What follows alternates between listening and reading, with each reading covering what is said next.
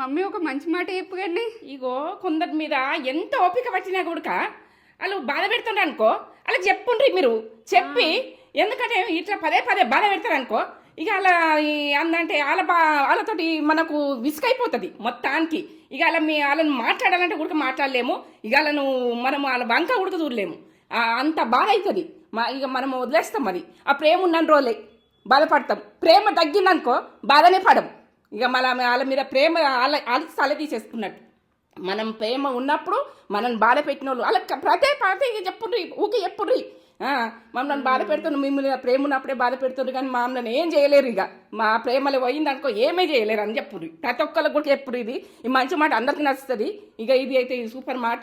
ఇక మనను వేధిస్తారు. మనం వాళ్ళ మీద ప్రేమ పోయిందంటే ఇక విసిగించుకుంటాం. ఏం మంచిగా అనిపేది. ఇక నీకైతే నచ్చిందారా? ప్రేమ పోయింది ఇక మా మీద అనుకుండ్రి. ఇక మాకు ఏంటంటే ఇక మనము పట్టించుకోం వాళ్ళ గురించి. ఇక మనకు వదిలేస్తాం. మన వాళ్ళు ఏదన్నా కూడా మన బాధ కాదు. ఇది విషయం పక్క చూడుండ్రి. ఇక పక్క మీరు ఆలోచించుండ్రి ఈ మాట. ఇక సూపర్.